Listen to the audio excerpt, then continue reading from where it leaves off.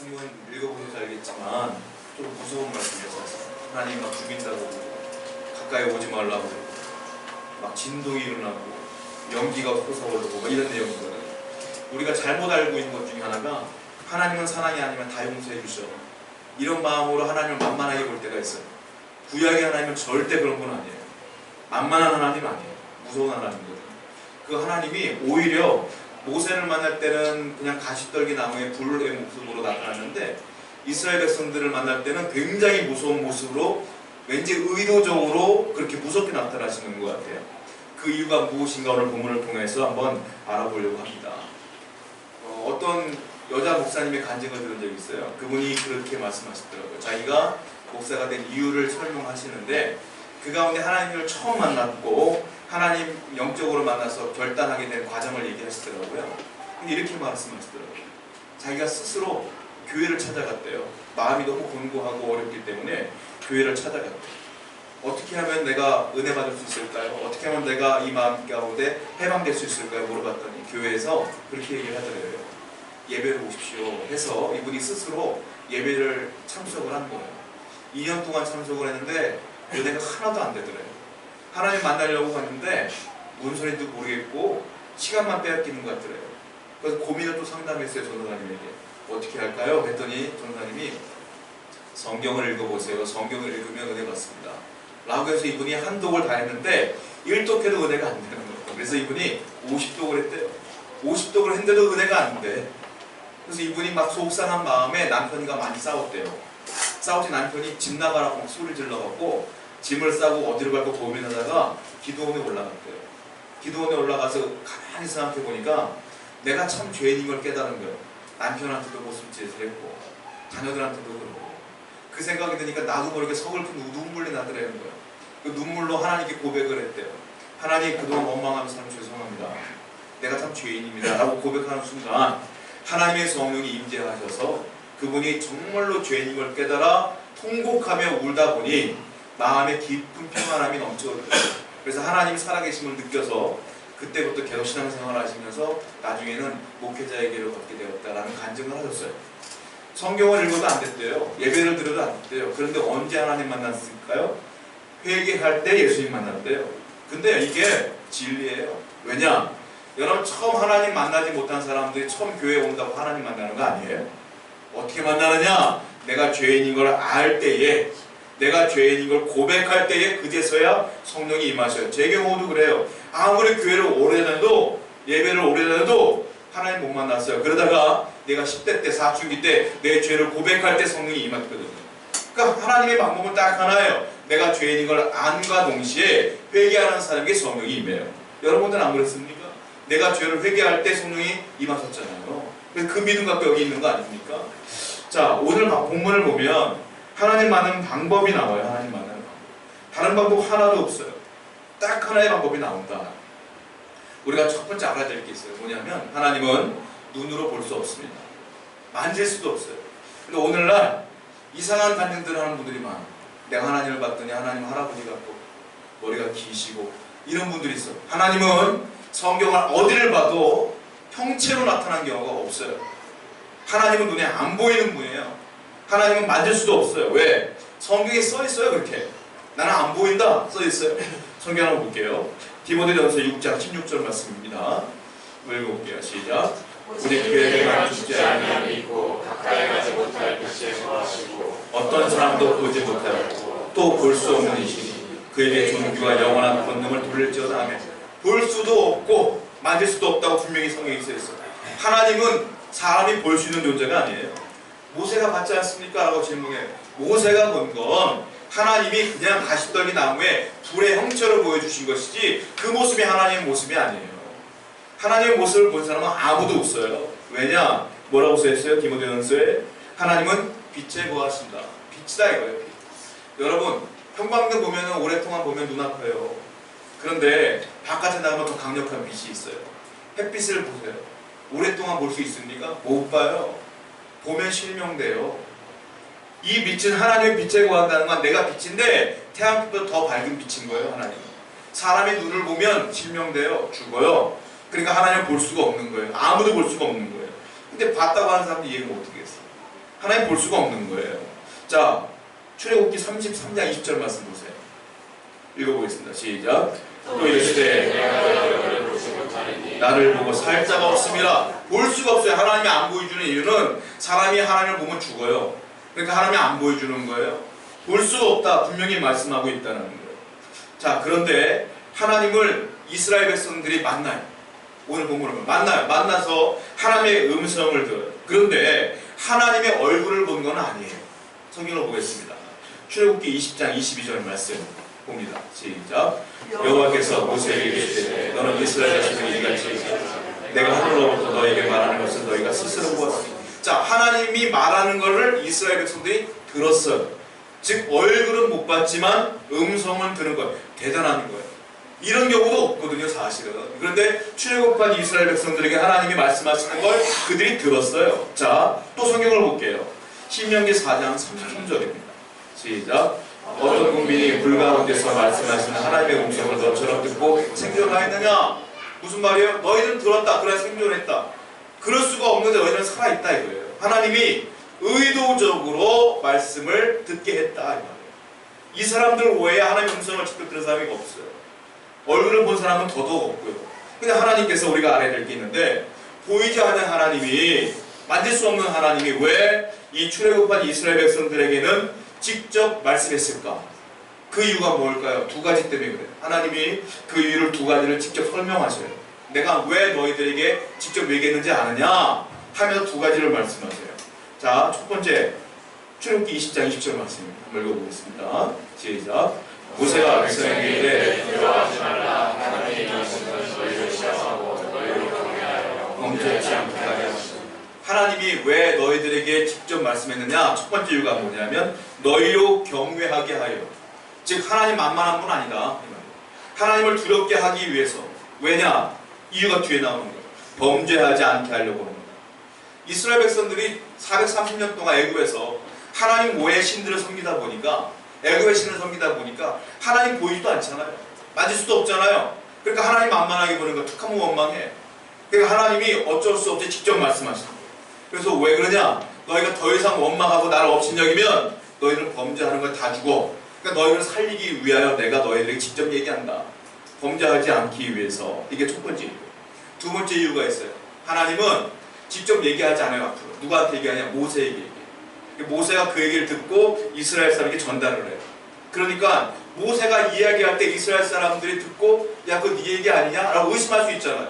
그러니까 그 의심을 걷어들게 하기 위해서 처음엔 직접 말씀하세요. 내가 이제 앞으로 모세에게 얘기할 거야 라고 모세의 힘을 실어주는 거예요. 이제 모세의 말이 내 말이야 라는 걸 알려주기 위해서. 성경을 봅니다. 출애굽기 19장 9절이에요. 시작. 여호와께서 모세에게 이르시되 백성들이 듣게 하며 또한 너를 영영히 믿게 하려 함이니라. 모세가 백성의 말을 여호와께 아뢰었으므로. 이제 내가 너와 대화하는 것들을, 그 내용들을 듣게 하는 이유는 너를 믿게 하려고 하는 거야 라고 하는 이야기가 여기 써있어요. 두 가지 이유 때문에 하나님은 이스라엘 백성에게 직접 얘기한다. 여러분, 하나님을 만나기 위해서 다 만나고 싶어요. 우리는 만나고 싶다고 해서 아무나 만날 수 있느냐? 그럴 수 없어요. 하나님을 만나고 싶으면 다 만나는 게 아니에요. 룰이 있어요. 법칙이 있어요. 첫 번째 법칙은 뭐냐면 이스라엘 사람들이 이 하나님의 음성을 듣기 위해서 뭘 했는 줄 아세요? 3일 동안 씻어. 그리고 옷을 빨아. 아까 읽어봤잖아요. 옷을 다 빨아. 그리고 3일째 되는 날에 하나님이 그제서야 만난 거예요. 아무나 만나는 게 아니에요. 그냥 내가 만나고 싶다고 만나는 게 아니에요. 제가 어떤 책을 봤는데 영국 여왕을 만날 때 그 매뉴얼이 있어요. 매뉴얼이 있는데 그 책이 있대요. 이게 얇은 책이 아니라 두꺼운 책으로 돼 있대요. 하나하나 다 써놓은 거야. 영국 여왕을 만날 때 어떻게 하느냐? 자, 옷을 어떻게 입어야 되며, 발걸음을 어떻게 해야 되며, 위치는 어디에 써야 되며, 밥을 먹을 때 포크의 위치는 어떻게 되며, 그리고 말을 할 때 어떤 단어로 써야 되며, 이 얘기들을 다 써놓은 거예요. 그 매뉴얼이 책 한 권이래. 영국 여왕을 만날 때 그렇게 예의를 차려야 되는데 살아계신 하나님 만날 때 대충 만날 수 있겠냐는 거예요. 그럴 수 없다.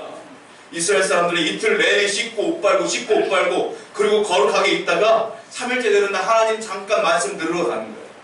여러분, 이렇게 하나님은 대단한 분이다라는 거예요. 근데 오늘날 많은 젊은 사람들 기도할 때 내용 보면 제가 가끔 당황스러울 때가 있어요. 여러분 잘 들어보세요. 어떤 분들 기도할 때 요즘 그 젊은 사역자들 그리고 막 찬양 집회 같은 거 보면 대표 기도할 때 이렇게 기도해. 당신을 사랑합니다. 이렇게 얘기해요.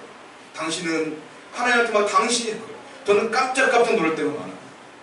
물론 그 중심은 아닐지라도 말 하나라도 조심해야 된다는 거 사실은. 그 16세기 종교 마틴 루터가 그 천주교 사제들과 그 대립할 때 뭐라고 얘기하냐면 이렇게 핀잔을 줘요.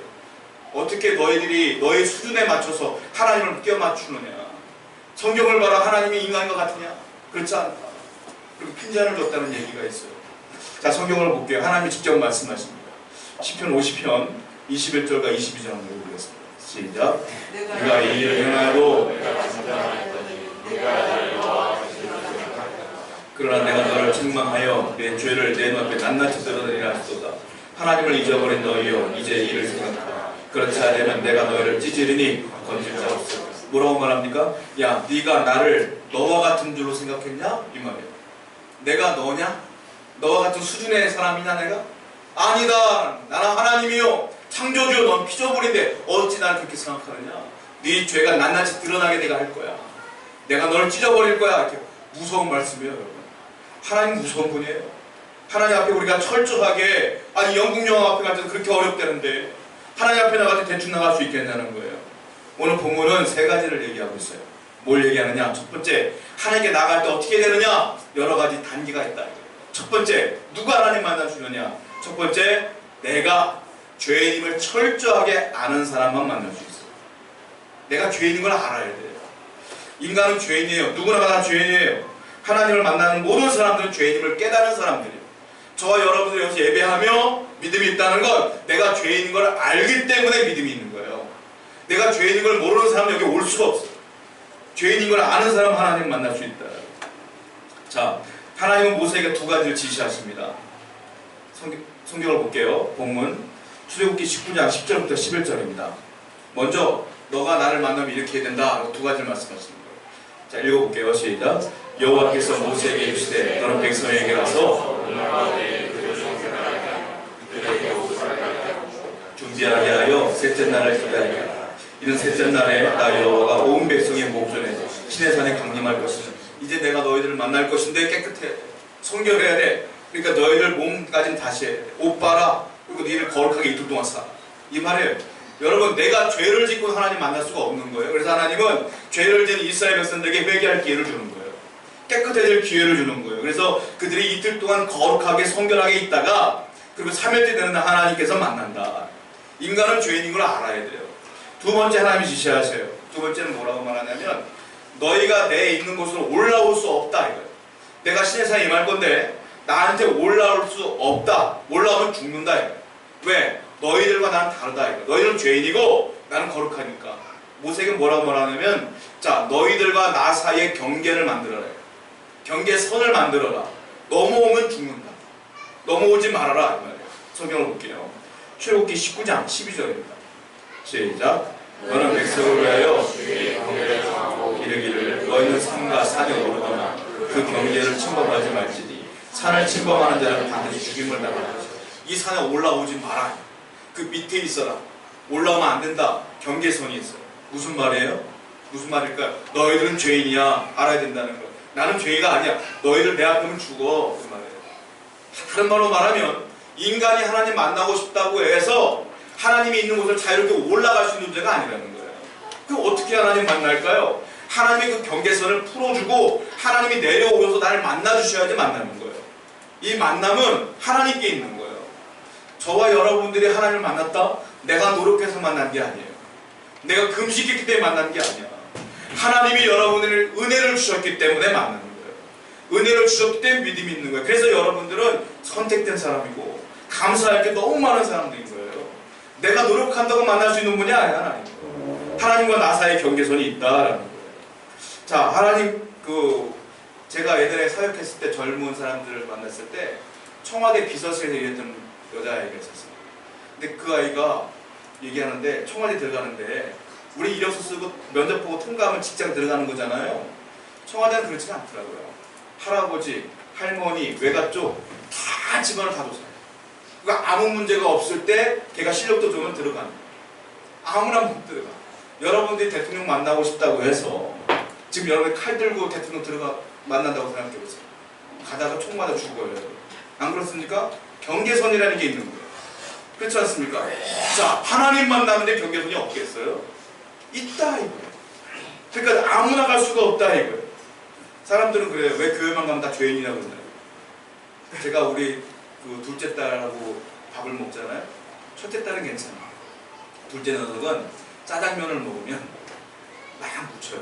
그래서 보면서 속으로 덩치는 큰데 어떻게 초등학생이 맞구나. 그래서 여기 막 묻혀. 제가 얘기해요. 야, 좀 닦아라. 좀 이렇게 많이 묻었다. 그러면 또 성질은 있어갖고 나 안 묻었는데 왜 그러냐. 따져. 거울을 보여주면 그제서야 닦아. 민망한 듯이. 여러분, 난 죄인이 아니다. 나는 건전해. 나는 도덕적이야. 라고 말하는 사람들은 어떤 사람인 줄 아세요? 자, 내가 묻은 걸 알면 닦으지. 묻은 걸 모르니까 안 닦으죠. 그런 거예요. 얼굴에 밥을 묻히고 오물 묻히고 사는 거가 똑같은 거예요. 나는 깨끗하다라고 말하는 거예요. 아니에요. 성경은 뭐라고 말해요? 다 죄인이다. 이걸 아는 사람이 하나님 만나는 거예요. 내가 죄인이냐 아니냐는 내가 기준을 만드는 게 아니라 내 기준 속에서 내가 윤리의 기준 가운데 나는 깨끗해 라고 말할 수 있는 게 아니에요. 그 기준은 누가 정하는 거예요? 하나님이 정하는 거예요. 하나님이 이 기준 이해하는 죄인이야 하면 다 죄인인 거예요. 하나님이 대표적으로 우리에게 준 기준이 뭐예요? 10계명이에요. 10계명. 10계명 우리가 성경책에 다 있지 않습니까? 여러분 10계명 구체적으로 얘기해 볼까요? 짧게 얘기하면 예수님이 그렇게 얘기했어요. 10계명을 단축하자면 하나는 하나님 사랑, 두 번째는 이웃 사랑. 그러니까 이웃을 사랑하라, 하나님 사랑하라 그랬어요. 10가지 계명 얘기해 볼까요? 자, 이 세상에 살면서 점 한 번 안 뽑은 사람 있어요? 궁금해하지 않은 사람 있어요? 그거는 나 외에 다른 신을 둔 거예요. 지금 다 점 보는 거 다 그런 거예요. 로또 사가지고 내 마음대로 그 행운을 요구하는 사람도 없어요? 그거 하나님 안 믿는 거예요. 다 그런 거예요. 더 가까이 오면 살인은 돼요. 안 해서 살인하지 말라고 했으니까 사람 안 죽였어요. 당당한 사람이 있어요. 예수님 뭐라고 하는지 아세요? 야, 사람을 미워하면, 형제를 미워하면 살인하는 거 똑같아요 했어요. 안 미워하는 사람이 있어요? 다 미워하면서 살잖아요. 다. 그러니까 저도 살인자예요. 여러분 살인자 다. 그러니까 10계명 가운데 자유로울 사람은 아무도 없다는 거예요. 다 죄인이다. 그러니까 죄인인 걸 아는 사람이 하나님께 나아갈 수 있고 용서받을 수 있다. 이걸 알아야 된다. 첫 번째 다시 말씀드려요. 저와 여러분이 하나님 만나려면 내가 죄인인 걸 알아야 된다. 두 번째 알아야 될 게 있어요. 뭡니까? 하나님은 거룩한 분인 걸 알아야 돼요. 내가 죄인인 것과 하나님이 거룩한 분인 걸 알아야 돼. 하나님 뭐라고 말했어요? 나는 스스로 있는 자다. 즉 나는 창조자다. 너는 피조물이다. 이렇게 말씀했거든요. 신약 성경에 보면 헤롯 대왕이 등장을 해요. 헤롯 왕. 헤롯 왕이 어느 날 연설을 쫙 하는데 사람들이 아부 떠느라고 와 신이 강림했다. 신의 목소리다. 이렇게 얘기했더니 헤롯이 의기양양해서 교만이 됐어요. 그래 나는 신이야. 난 신이야. 라고 생각했어요. 하나님이 가만 놔뒀겠어요? 하나님이 춤을 통해서 먹혀서 죽게 했어요. 인간은 신이 될 수 없어. 저기 이단들 다 자기가 신이라는 사람 다 큰일 날 사람들 나중에. 하나님께 심판받을 사람. 인간은 죄인. 하나님은 거룩한 창조주. 이걸 분명히 알아야 된다는 거예요. 여러분들 오해하는 것 중에 하나가 하나님의 많은 속성 가운데에 거룩이 그 중에 하나인 걸로 생각해요. 하나님은 사랑의 하나님, 자비의 하나님, 지혜의 하나님, 능력의 하나님, 사랑의 하나님, 거룩의 하나님 이렇게 얘기할 때가 있어요. 아니에요. 하나님의 속성 가운데 하나가 아니라 하나님 근본 자체가 거룩한 분이에요. 그러니까 하나님이 지혜롭다, 거룩한 지혜. 하나님의 능력이 있다, 그건 거룩한 능력. 그러니까 하나님 자체가 거룩한 거예요. 이게 속성이 아니에요. 하나님 근본이 거룩하다. 자, 하나님이 이제 의도적으로 이스라엘 사람에게 나타나시는데 아주 무섭게 나타나세요. 한번 직접 보겠습니다. 출애굽기 19장 16절부터 19절입니다.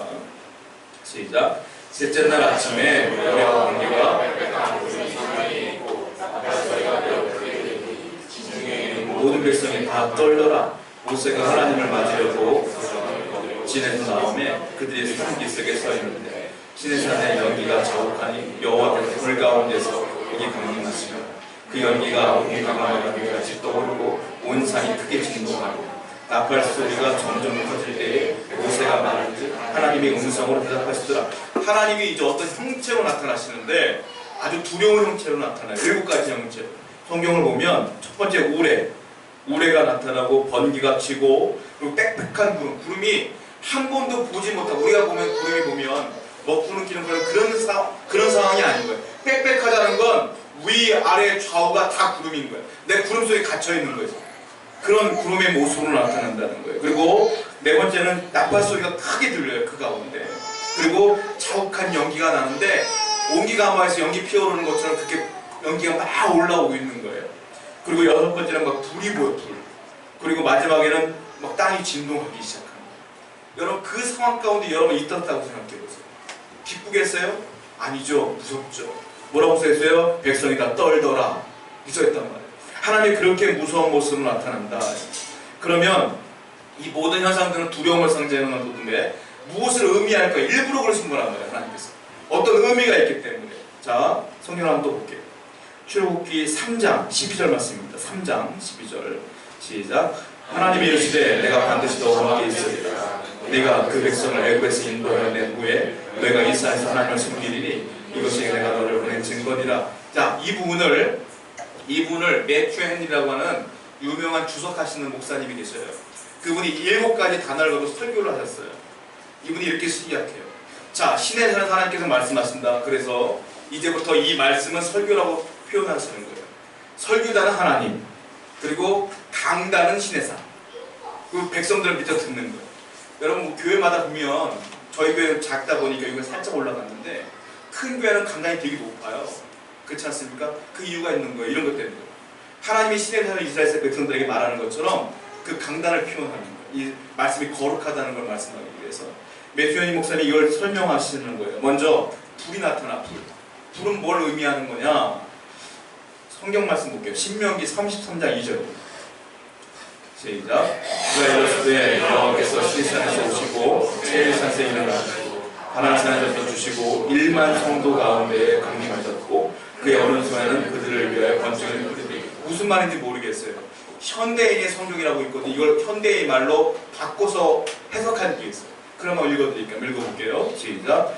여호와께서 시내산에서 오시고 일어나시고 바나산에서 떠주시고 수많은 천사들과 함께 오셨으며 그 오른손에는 타오르는 불이 있었다.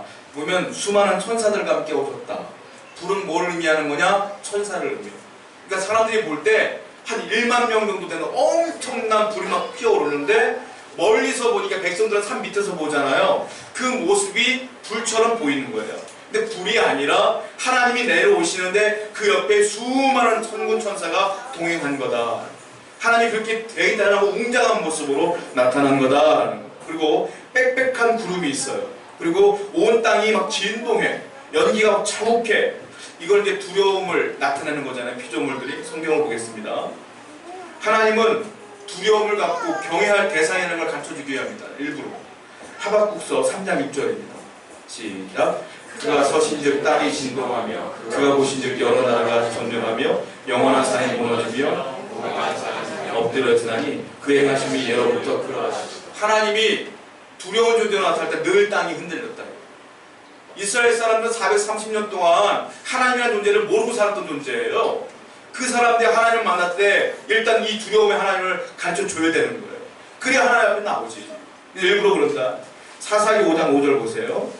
시작. 산들이 여호와 앞에서 진동하니 저 세상으로 이스라엘의 하나님 여호와 앞에서 진동하니. 진동한다는 건 두려움을 준다. 우리가 사도행전 2장을 보면 마가의 다락방에 성령이 처음 임합니다. 임할 때도 어떻게 했어요? 땅이 진동했어요. 하나님이 임할 때 진동했어요. 우리 어른들 가운데 그 성령 받으실 때 진동의 은사 받는 분들도 있어요. 저도 경험했어요. 기도하는데 막 흔들고. 그것도 하나님이 임하시는 역사의 현장이다. 전부 다. 자, 두 번째 나팔 소리가 들려요. 나팔 소리는 뭘까요? 나팔은 점점 커지는 나팔 소리라고 그랬어요. 자, 나팔은 왕이 행차할 때 부는 게 나팔이에요. 이게 무슨 말이에요? 이제 하나님이 임한다 이런 뜻이에요. 근데 임해서 뭘 할 거예요? 하나님이 이제 말씀을 전한다. 말씀을 들을 준비해라 이 말이에요. 나팔 소리는. 자, 사람들은 그래요. 하나님 임하는 다른 말로 말하면 이제 하나님 말씀에 무관심하지 말고 네 주위를 산만하게 하지 말고 집중해라. 많은 사람들 하나님 말씀에 무관심해요. 성경에 무관심해요. 성경에 무관심하면 큰일 나요. 왜? 하나님이 나팔 소리가 들린다면 하나님의 말씀이 중요하다는 건데 이걸 무관심하면 요한계시록에 또 나팔 소리가 들려. 이건 멸망할 때 들리는 거예요. 하나님 말씀에 무관심한 사람은 멸망한다. 이 말이에요. 성경을 보겠습니다. 요한계시록 9장 6절이에요. 시작. 그날에는 사람들이 죽기를 구하여도 죽지 못하고 죽고 싶거나 죽음이 그들을 피하려. 마지막 때는 내가 죽고 싶어도 못 죽어. 내가 힘들어도 지옥이에요, 지옥. 여러분, 그러므로 하나님 말씀을 내가 살아있는 동안 하나님 말씀을 사모하셔야 돼요. 하나님 말씀을 읽고 묵상하며 읽고 또 읽고 하나님 은혜 가운데 거하셔야 돼요. 이것이 하나님 주시는 메시지다. 네 번째, 오래같이 번개같이. 이거만 무슨 말이냐면 하나님 음성 소리가 번개 소리와 같다는 뜻이에요. 이제 하나님의 음성이 시작되는 거예요. 요한복음 12장 28절부터 29절입니다. 읽어볼게요. 시작. 아버지여, 내가 이미 영광스럽게 하였고 또다시 영광스럽게 하리라. 천둥이 울었다고도 하며 또 어떤 이들은 천사가 그에게 말하였고. 하나님의 음성이 어떻게 들렸다고 합니까? 천둥이 울렸다고도 한다. 즉 우레소리가 들리는 게 하나님의 음성이라는 거예요. 하나님의 음성이 여러분들 듣는 것처럼 사람의 음성이 아니라는 거예요. 하나님을 말씀한다는 게 우레소리가 같이 들려서 밑에 있는 신의 사람 밑에 있던 사람들은 하나님 말씀으로 들리지 않고 천둥 소리로 들리는 거예요. 번개처럼 막 천둥처럼 우르르 쾅쾅 소리가 들리는 거예요. 이게 하나님의 음성이 모세에게 임하고 있는 거예요. 모세가 그걸 다 들어요. 그리고 전합니다. 자, 하나님의 거룩한 모습을 얘기하고 있어요. 두 번째, 하나님 거룩한 분이에요. 난 죄인이에요. 이걸 알아야 돼. 난 죄인이고 하나님 거룩한 분이야. 하나님 만만한 분이 아니에요. 내 친구가 아니에요. 하나님은 거룩한 분이에요. 근접할 수 없는 분이에요. 자, 여기까지 두 번째 단계까지 올라간 거예요. 세 번째, 뭘 알아야 되느냐? 하나님 만나려면 내가 죄인이고 하나님 거룩한 분인 걸 알았으면 나 스스로 만날 수 없음을 걸 알아야 돼. 누군가의 도움이 필요해. 누굴까요? 중보자가 필요해. 중보자가 필요하다. 중보자를 통해 하나님 만날 수 있다. 이게 세 번째입니다. 자, 갈라디아서 3장 19절입니다. 읽어보겠습니다. 시작. 그런즉 이룰 것은 무엇이냐? 더해진 것이라. 천사들을 통하여 한 중보자의 손으로 베푸신 것인데 약속하신 자손이 오시기까지 있을 것이라. 천사들을 통해 한 중보자의 손으로 베푸시는 것이다. 이분이 누굴까요? 예수님 얘기하는 거예요. 예수님. 중보자를 통해서만 예수님 만날 수 있는 거예요. 그런데 오늘 모세 이 사건에 예수님이 나와요? 안 나와요? 안 나와요. 그 누가 중보자예요? 모세가 중보자예요. 하나님과 이스라엘 백성 사이 누가 있어요? 모세가 있어요. 하나님은 모세에게 말하고 모세는 백성들에게 말하는 거예요. 그래서 하나님은 모세가 하는 말이 진짜 내 말인 것처럼 믿게 하기 위해서 이런 형상들을 보여주시는 거예요. 이제부터 너희는 절대로 내 앞에 올 수 없어. 왜? 경계선이 있어. 죽어요. 그러니까 모세를 통하여 말씀하신다. 그런데 제가 누누이 말씀드렸지만 구약은 그림이에요. 실체는 어디예요? 신약이에요. 그러면 모세가 중보자의 그림이란 말이에요. 실체는 누구예요? 예수 그리스도가 실체다.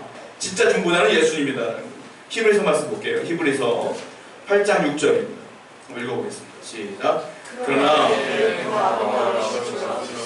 그는 더 좋은 약속을 세우신 더 좋은 언약의 중보자시라. 그분은 더 좋은 언약의 중보자시라. 그분과 나와 하나님 사이에 그분이 계신다는 거예요.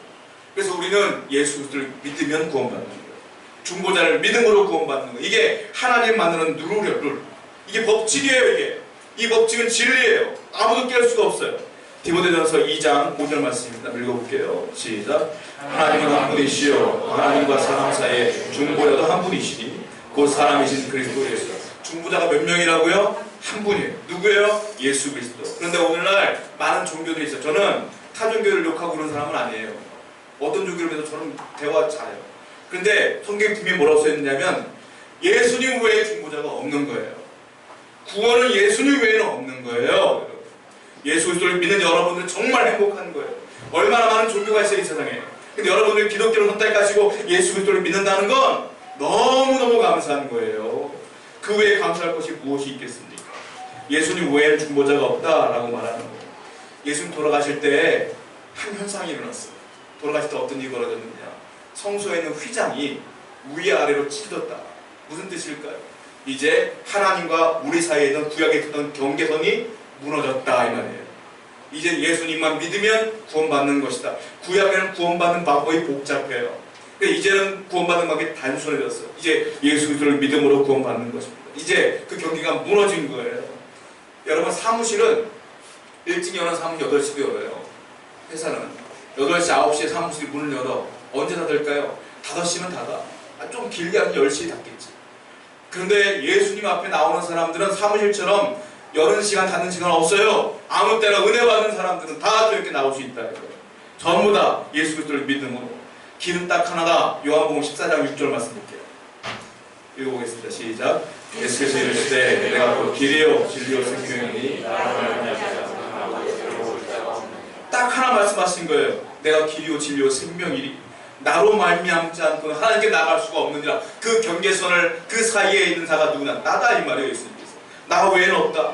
히브리서 12장 25절과 26절입니다. 한번 읽어볼게요. 시작. 너희는 성가 말씀하신 일을 거역하지 말라. 땅에서 경고하신 일을 거역한 그들이 피하지 못할 것을 하물며 하늘로부터 경고하신 일을 배반하는 우리를 까보냐. 그때는 그 소리가 땅에 진동하였거니와 이제는 약속하여 이르시되 내가 또 한 번 땅만 아니라 하늘도 진동하리라. 자, 시내산에서 땅이 진동했어요. 그 얘기하는 거예요. 시내산에서 하나님이 임할 때 뭐가 있어요? 땅이 진동했다. 그런데 뭐가 또 있어요? 이제는 하늘도 진동을 해. 하늘도 진동을 했다. 그런데 저 하늘나라는 어떤 일이 있냐? 진동이 없어요. 무서움이 없어. 성경을 볼게요. 히브리서 12장 28절. 시작. 그러므로 내가 하나님을 받았은즉 은혜를 받자. 이로 말미암아 경건함과 두려움으로 하나님을 깊이 흔들리지 않는 나라, 진동하지 않는 나라 어딜까요? 하늘나라예요.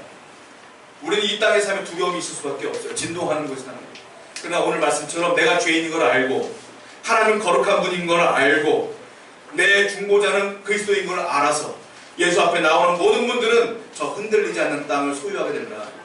그 믿음과 나가는 여러분 되기를 축원드립니다. 우리 찬송합니다.